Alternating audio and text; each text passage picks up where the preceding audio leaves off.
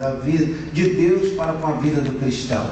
Que nós sejamos aqui na terra parecidos com Ele, no falar, parecidos com Ele nos desejos, parecidos com Ele no nosso comportamento, no nosso planejamento de vida, naquilo que priorizamos em nossas vidas, da maneira como nos relacionamos, aquilo que valorizamos aqui. Se os primeiros seguidores de Cristo tiveram uma disposição tão grande de viver parecidos com Ele, ao ponto de serem chamados pelos de fora de cristãos ou seguidores de Cristo, este milagre também está à nossa disposição. Sabe de uma coisa? Deus oferece a nós grandes coisas, mas o mundo busca em Deus migalhas. A maior parte dos grandes templos erguidos em nome de Jesus hoje pelo país, nesse momento, estão lotados de pessoas buscando migalhas diante de Deus. O que é migalhas? Aquilo que passa, aquilo que o tempo leva, aquilo que o tempo destrói, aquilo que o tempo acaba. Assim são os prazeres dessa vida, assim é o poder nessa vida, a posição nessa vida, assim são os bens dessa vida. Porque a riqueza verdadeira que Deus tem para nós é uma riqueza que não acaba, é uma riqueza que não termina. É como nos diz um hino com ritmo gaúcho que Denise gravou alguns anos atrás, de um amigo nosso, grande servo do Senhor, Maurão, e ele diz: não tenho ouro, não tenho prata, e o meu tesouro não é de lata. O ouro queima, a prata suja, é tudo coisa que enferruja. Vem o ladrão, leva a prata, vem o pirata e leva o ouro, mas eu duvido que este ladrão coloque a mão no meu tesouro. O tesouro que Deus coloca à minha e à tua disposição é um tesouro que ninguém tem, a não ser que esteja nele. Tem muita gente vivendo com medo e assustado nessa vida. Sabe por quê? Porque não tem consciência limpa diante de Deus. Isso gera medo, insegurança, isso gera desequilíbrio emocional na vida do ser humano. Para ter consciência limpa diante de Deus, é só por Cristo Jesus. E para que nós possamos evidenciar na nossa vida material essa consciência limpa, é necessário que nós sejamos integralmente seguidores de Cristo Jesus, né? Não seguidores parciais. Para o crente não existe parcialidade, não existe imparcialidade. Não seguidores imparciais, né? Aceitando tudo que vem de todos os lados, amigo do mundo, querendo ser amigo de Deus, agradando a sua natureza carnal e procurando agradar a Deus. Nós nessa questão temos que ser parciais. O nosso partido é o Senhor, a nossa lei é o que Ele nos ensina, e o nosso diretor tem que ser o Espírito Santo de Deus. Nós estamos aqui para evidenciar a vida que nós temos para com Deus. Isso será evidenciado nos nossos relacionamentos, sempre lembrando que não somos e nunca seremos senhores, nem de nós mesmos. Somos e precisamos ser sempre servos. Agora, servos de Deus se evidencia e se comprova no nosso serviço um para com os outros.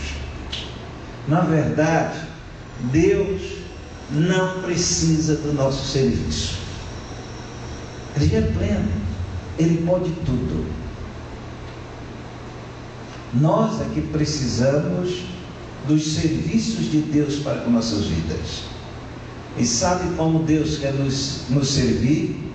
Não descendo o anjo dos céus, mas Ele quer que nós sejamos os anjos dele aqui na terra, servindo uns aos outros, sendo eu parceiro de Deus, você parceiro, parceira de Deus na assistência, seja ela espiritual, seja ela sentimental, seja ela material, para com os outros. Segundo grande benefício, alguém leia Romanos 8:6. Quando nós conhecemos a Deus e vivemos em harmonia com os seus propósitos, isso produz grandes benefícios: consciência limpa e vida e paz. Leia, fique em pé e leia Romanos 8:6. Porque o pendor da carne dá para a morte, mas o do Espírito para a vida e paz. Porque a herança da carne é o que? Morte. A herança da carne é morte. Não está falando só no túmulo, não. Está falando da nossa vida prática aqui no dia a dia. A perda de muitos valores. A herança da carne é morte. No ano passado, nós encontramos um amigo nosso, de muito tempo atrás. Estudou, foi um jovem, um adolescente ativo na igreja, fez os 2 primeiros anos de seminário e depois se afastou dos caminhos do Senhor. Novo, o encontramos, foi uma programação que soube que a gente estava na cidade dele, há anos que ele não ia numa igreja, e ele foi. No apelo, algumas pessoas aceitando Jesus ou se reconciliando, e eu vi aquela pessoa vindo, chorando. O reconheci vagamente, porque estava uma pessoa quase irreconhecível, acabado no seu visual, acabado no seu semblante, uma pessoa completamente diferente do que eu conhecia há muitos anos atrás. E ele me abraçou e ele disse: lembra de mim? Eu digo: lembro. Ele disse: eu pensei que você não ia lembrar, porque eu estou muito feio, eu estou muito acabado. Ele disse: eu estou sujo.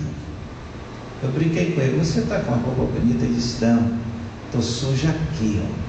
Aqui por dentro está acabado, aqui por dentro tem tudo que não presta de ser. E hoje eu não sei porque eu vim aqui, mas eu nunca queria mais chegar perto de uma igreja, porque eu não me sentia digno de estar junto àqueles que vivem em Cristo Jesus. A Bíblia está nos dizendo que a herança do pecado, dos desejos da carne, é morte. É morte da nossa sensibilidade para com Deus. É morte da nossa sensibilidade para com os valores morais. É morte da nossa sensibilidade para com a honestidade, para com o respeito. Infelizmente, meus queridos, infelizmente, tem muitas pessoas com um título de cristão, mas vivendo a herança da carne, língua que não para de falar dos defeitos dos outros, mente que não para de invejar o que os outros fazem. Pessoas gastando tempo para ligar para outros, para ir atrás de outros, em casa de outros, única e exclusivamente tentando desqualificar outras vidas. Isso também é herança da carne. É a carne que quer intriga, é a carne que quer posição dos outros, é a carne que quer tirar dos outros, é a carne que quer inimizade, é a carne que quer morte. A carne se alimenta disso. Satanás e a nossa natureza pecaminosa se alimenta disso, de ódio, de intriga, de ressentimento e, acima de tudo, de morte. Mas a Bíblia está dizendo que nós, se seguirmos a Cristo no dia a dia, nós vamos experimentar, mesmo na nossa vida mortal aqui, que a herança do Espírito é vida. Agora ele embute aqui uma outra qualidade. A qualidade agora dessa vida. Vida e paz. Ou seja, não é qualquer vida que nós temos em Cristo. Não é qualquer vida que Cristo nos oferece. É uma vida de paz. É uma vida de descanso. O salmo que o Paulo leu como sua preferência aqui, hoje pela manhã, fala em descanso.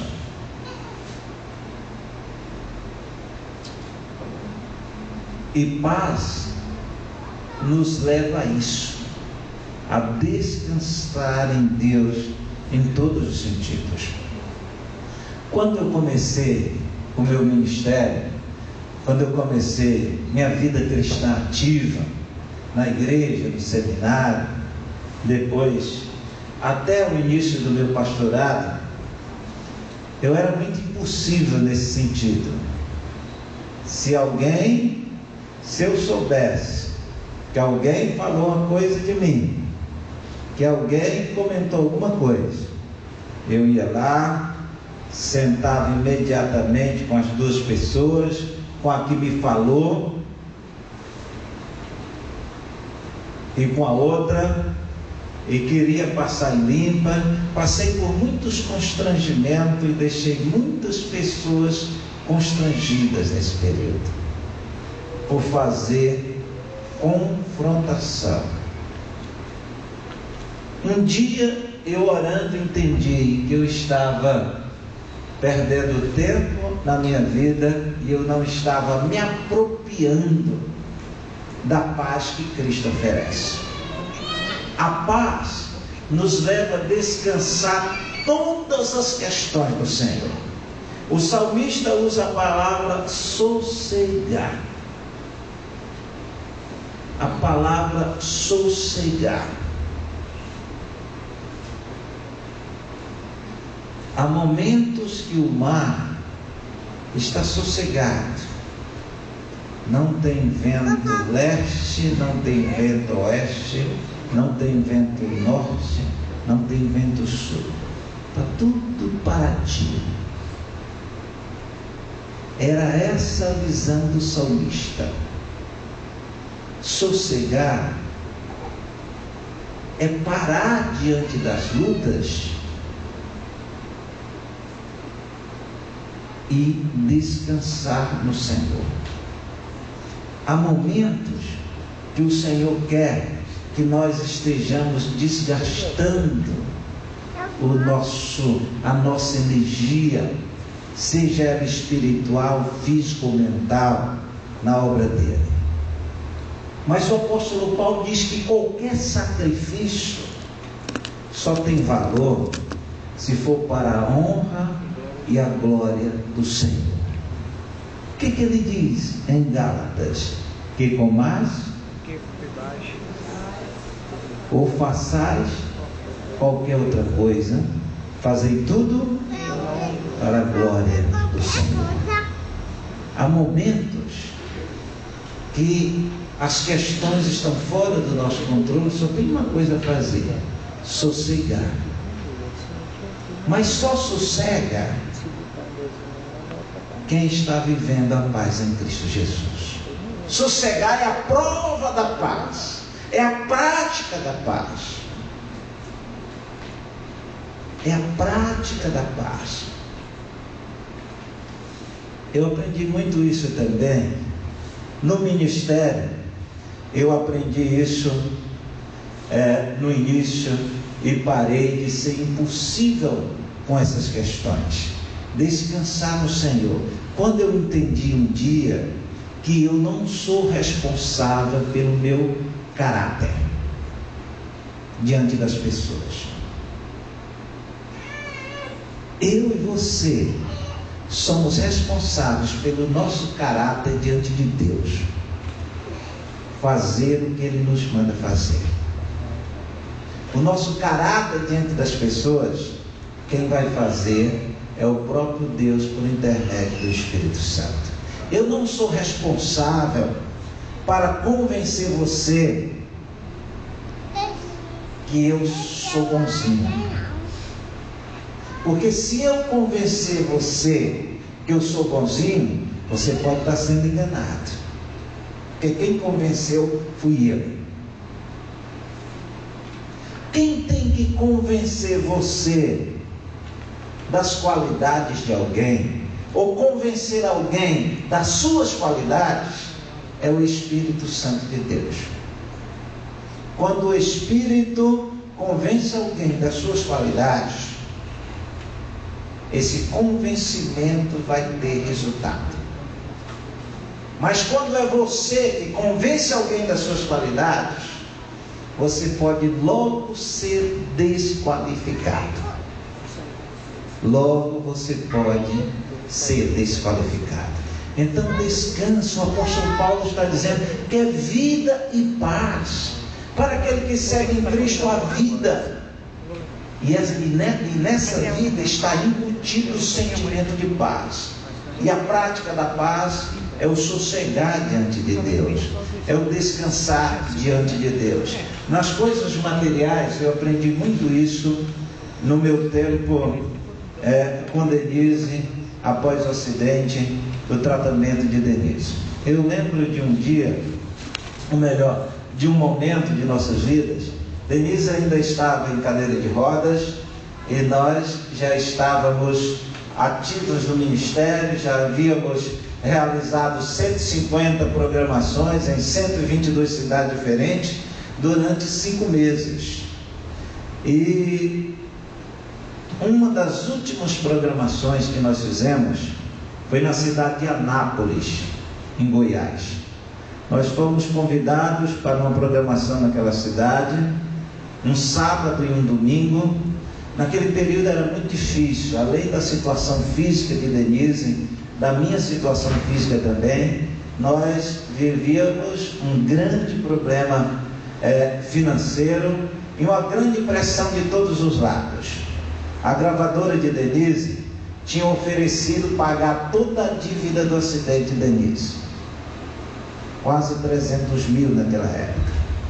Mas para isso, Denise tinha que renovar o contrato que estava vencendo, um contrato de 10 meses, assinar um novo contrato de 10 anos. Cada ano, Denise que tinha que gravar 2 discos,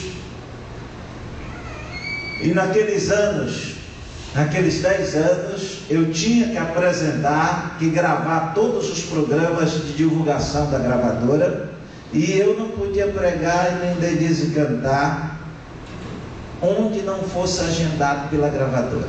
Nós não poderíamos aceitar convite se não fosse agendado com a gravadora. E a gravadora ia cobrar cachê, ia cobrar um valor por cada convite.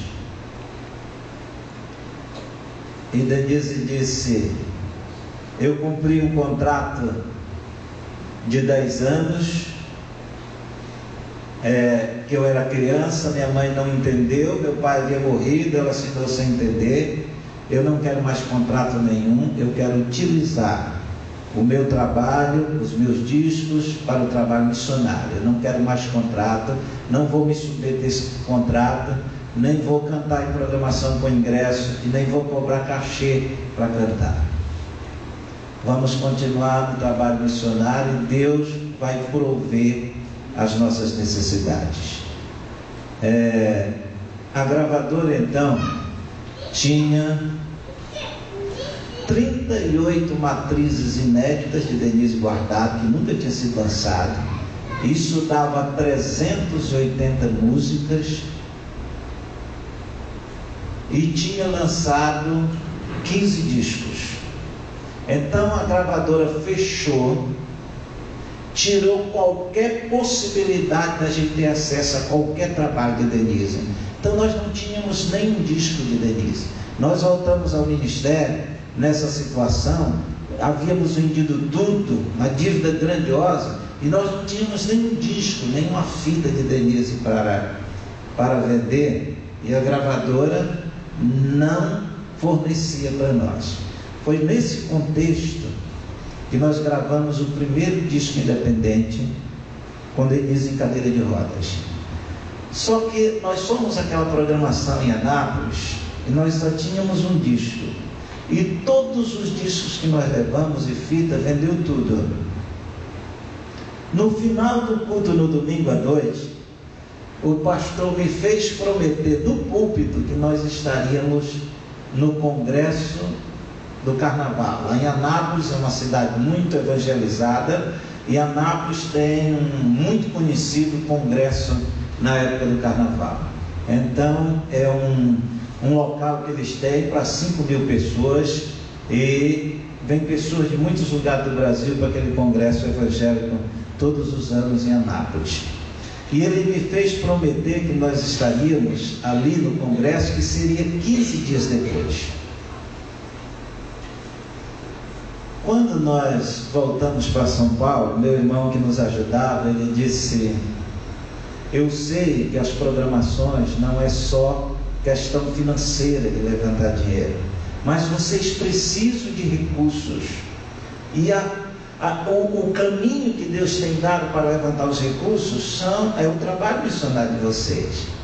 Agora, como que vocês vão voltar 15 dias depois a Anápolis com o mesmo disco, que só tinha um, onde vocês venderam muitos discos, vocês vão voltar lá com o mesmo material? E ele me mostrou o rascunho dele e disse: olha, tem esses 9 contatos do carnaval para vocês fazerem programação. Vocês vão deixar de lado esses 9 contatos e vão voltar no lugar que vocês foram recentemente. Ele disse: eu não quero dizer que vocês têm que fazer trabalho para dinheiro, mas não parece ser muito racional, porque o dinheiro está sendo muito necessário para vocês. Eu disse: mas eu me comprometi diante de toda a igreja, e nós vamos ter que voltar ao carnaval. E eu disse: você vai ter que ir conosco para ajudar. Ele era pastor na nossa igreja lá de São Paulo, então ele seguiu conosco para Anápolis. Fomos de carro, 900 quilômetros de São Paulo.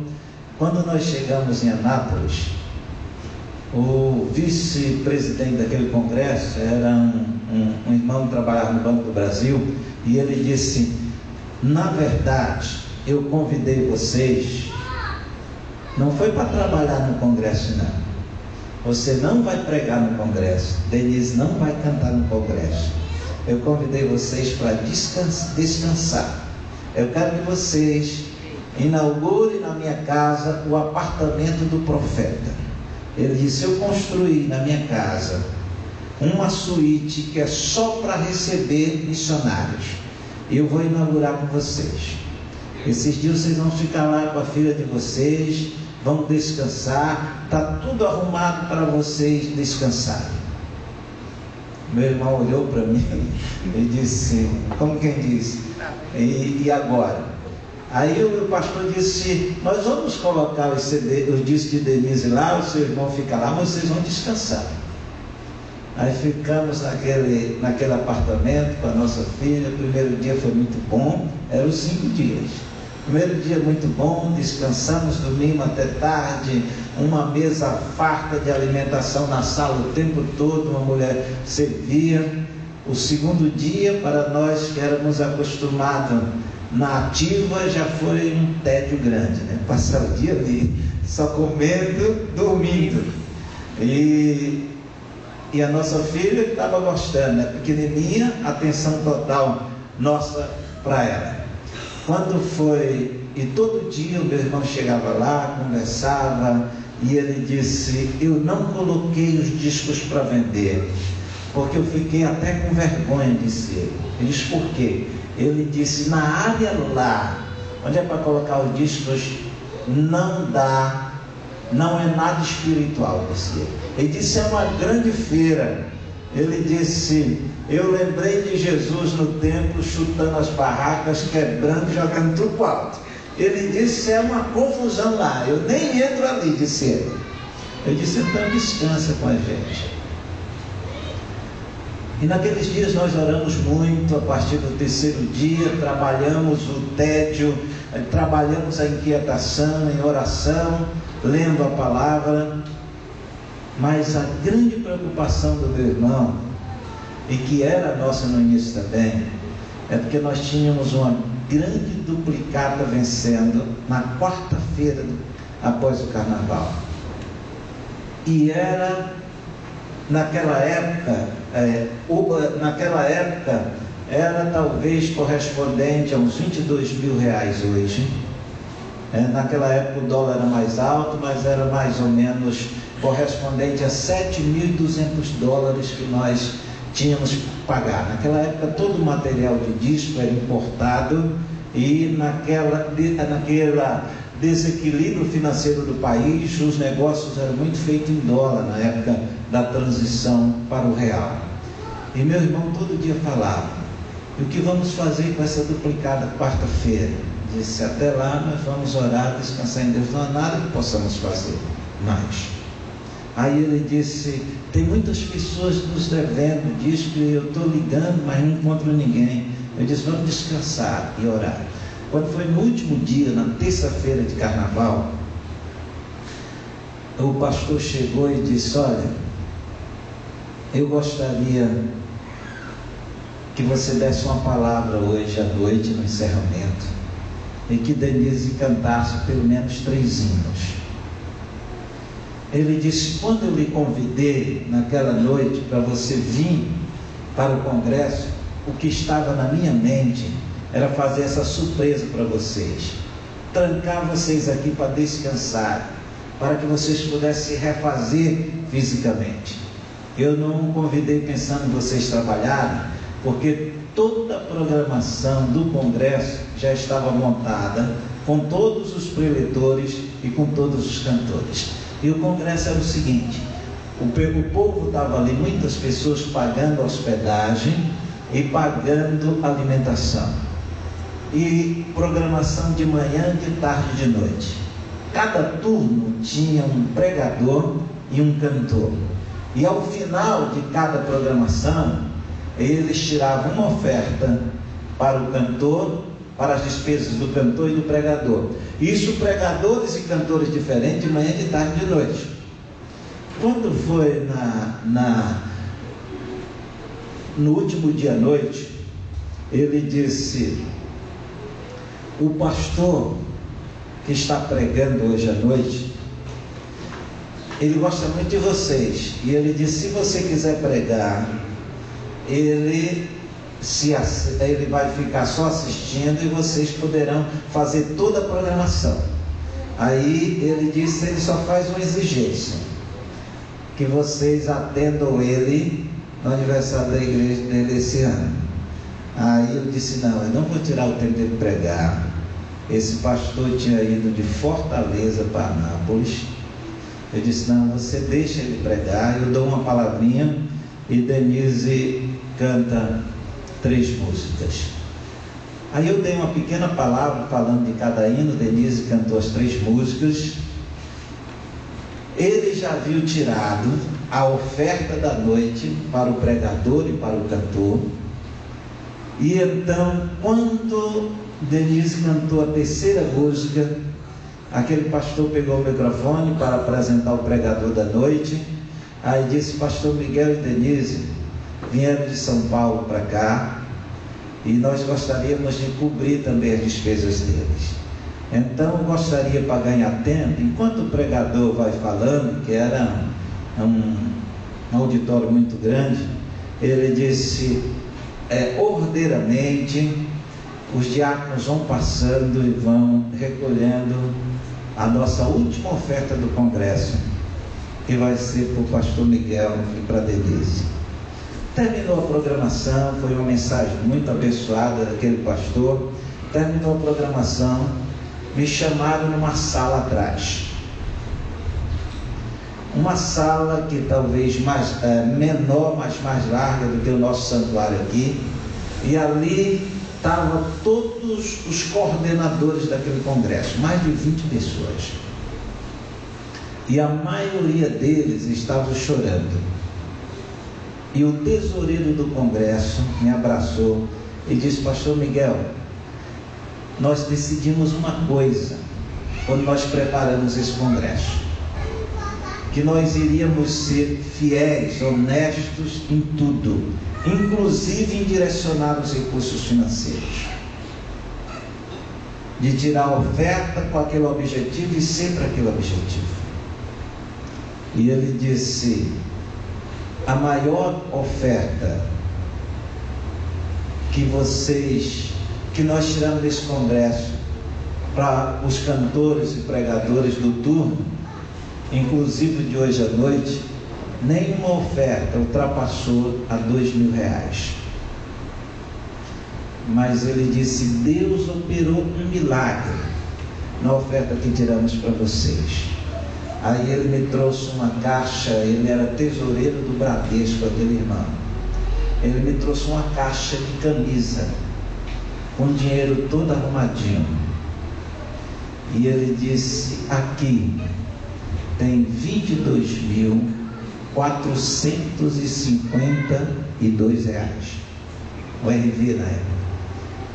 E ele disse: nós tiramos, e porque foi para vocês, vamos entregar para vocês. Aí ele disse: e tem aqui uma caixinha que nós nunca se recebeu isso aqui. Nós nunca tiramos oferta de si para as pessoas dar coisas, objetos.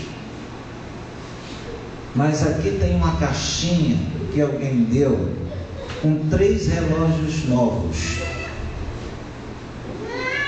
Aí ele disse: se você não quiser levar os relógios, o outro irmão aqui trabalha com relógios, ele pode lhe dar o dinheiro e você leva o dinheiro. Aí eu disse: esse dinheiro que vocês recolheram, eu não vou pegar nesse dinheiro. O irmão trabalha no Bradesco, o irmão vai levar esse dinheiro, vai pegar uma duplicata que está na pasta do meu irmão e vai pagar essa duplicata amanhã. Esses relógios, você nos dá dinheiro de 2 para ajudar as nossas despesas, e um outro eu vou dar para o meu irmão, porque é aniversário dele, ele passou o aniversário conosco aqui no congresso. Na segunda-feira, aquele dinheiro foi exatamente o valor da duplicata, nem mais e nem menos, R$452.000 hoje. E aquela duplicata foi paga. E o dinheiro que o meu irmão pegou naquela última noite, depois que Denise cantou, vendendo alguns discos, cobriu as nossas despesas, mais com o dinheiro dos relógios de Anápolis para São Paulo. Naquele dia, eu aprendi uma grande lição. Paz é traduzido em descanso, em sossegar. Enquanto eu e você estamos lutando contra aquilo que parece impossível para nós, Deus já está bem quietinho, não vai fazer nada. Curva a tua cabeça. Fecha os teus olhos agora. Eu quero fazer um desafio para você nesse instante. É um desafio racional.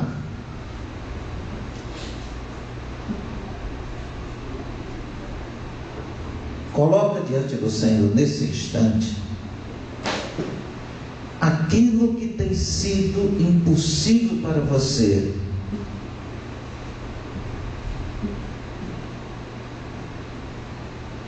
E a falta de solução disto que está sendo impossível para você tem afetado o teu caráter, tem desequilibrado o teu emocional, tem prejudicado teu relacionamento com alguém, tem prejudicado os teus compromissos para com Deus,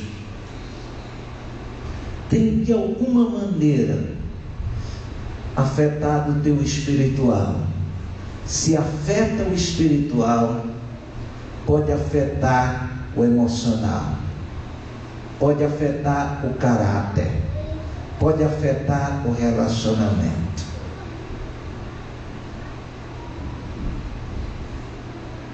A nossa vida espiritual está no topo de todas as coisas. Quando algo afeta o nosso espiritual, encadeia, é um efeito dominó. Vai afetar muitas áreas das nossas vidas.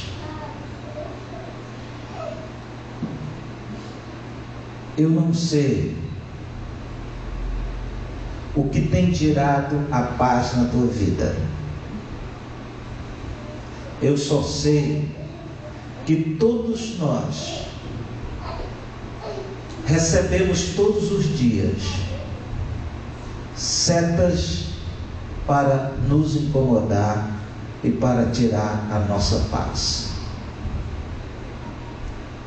Mas uma coisa, queridos, a Bíblia nos ensina e nós temos experimentado que não há questão impossível para o nosso Deus. Mas para que essa impossibilidade se transforme em algo concreto em nossas vidas, nós temos que nos apropriar da herança do Espírito. A herança do Espírito é vida. Quando o Espírito comanda a nossa vida, nesse comando há vida. Quando a Bíblia fala em vida, está falando em relacionamento com Deus. Porque a Bíblia não considera como vida nem uma existência fora de Deus. Tudo que eu sou, tudo que você é, fora do propósito de Deus, Deus considera isso como morte, como algo prejudicial. Mas tudo que eu sou, que você é, que nós vivemos com Deus, a Bíblia considera isso como vida, algo positivo, algo que não acaba, algo ativo. E nessa vida existe paz. E a prática da paz é o sossegar no Senhor, é o esperar no Senhor, é o descansar no Senhor. O que te incomoda, o que te inquieta, coloca agora em oração diante do Senhor. Faz uma entrega ao Senhor. Conversão de familiares,